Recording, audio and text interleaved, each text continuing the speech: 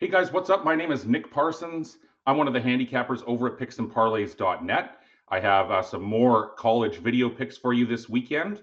I finished among the best on the college gridiron over the last 5 years over at Picks and Parlays.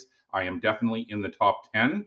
After going 2-1 and 2-1 the previous 2 weeks, I was 1-1 last week. I have two more picks going this weekend, and so I'm hoping to break out the brooms and sweep both of them guys.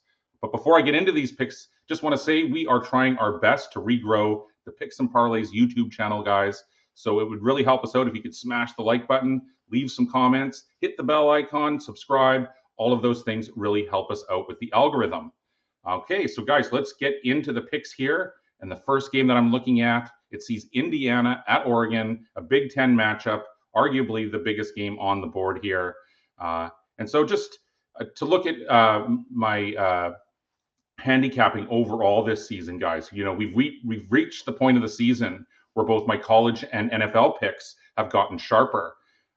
If you follow me on the betting memo show that I produce for Picks and Parlays, over the last 2 weeks, I've gone 17-3 with my Circa Millions and Super Contest picks.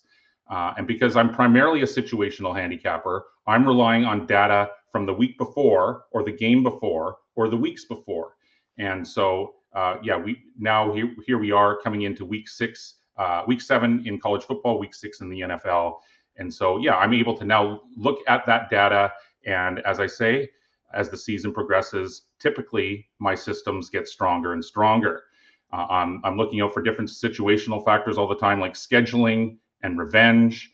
I'm also keeping my eyes open for lopsided winning or losing streaks, both straight up and against the spread losing streaks, as I'm of the belief that those things are not sustainable over the long term.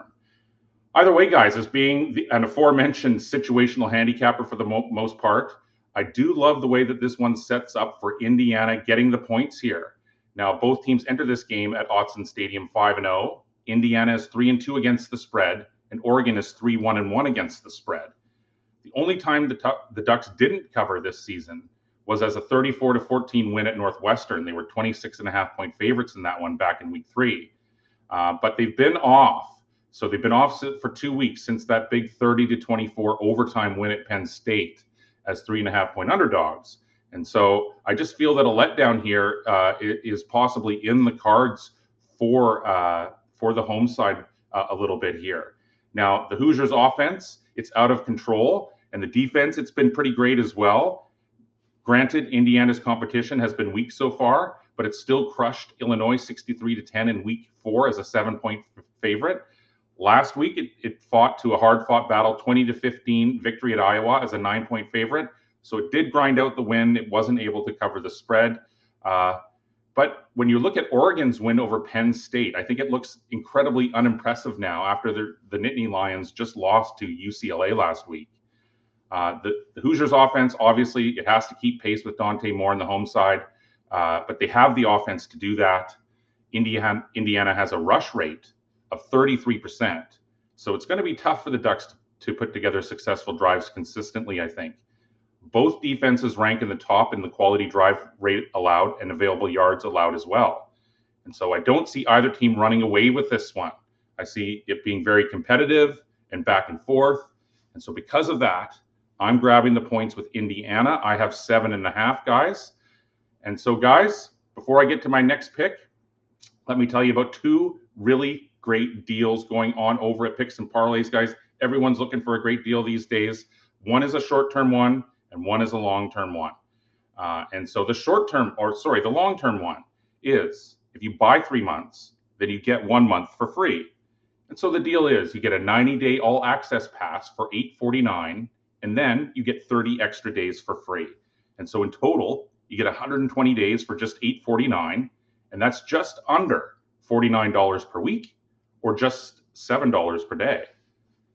And then they also have the Weekend Warrior Football Pass, guys. This is a great deal to test drive a handicapper on any weekend, because for $49, you get every Saturday, every Sunday, and every Monday football play from your selected expert. So depending on who you choose, like myself, as I say, I loved those contest picks in the Circa Millions and the Super Contest. I released those as client picks. I've gone 15-3 with my Sunday NFL over the last 2 weekends. And so what I'm saying is that there is tremendous value in these Weekend Warrior football passes, guys, for just $49. Head on over to Picks and Parlays to check out both of those two great deals going on right now. But let's get right back into the picks, guys. The second game that I'm looking at, I really like, and it sees Arkansas at Tennessee, and I like the under 69. Now, this one goes off at 4:15 Eastern on Saturday. And as I said, being primarily a situational handicapper, I love the way that this one sets up to be a lower scoring defensive battle rather than a high scoring one. Although this game is going to feature a ton of offense, this game can still feature a ton of offense and still stay below this sky high number. And that's what I'm expecting, guys. The Arkansas Razorbacks, they enter 3-2 overall this year, while the Tennessee Volunteers enter 4-1 overall and 2-1 at home.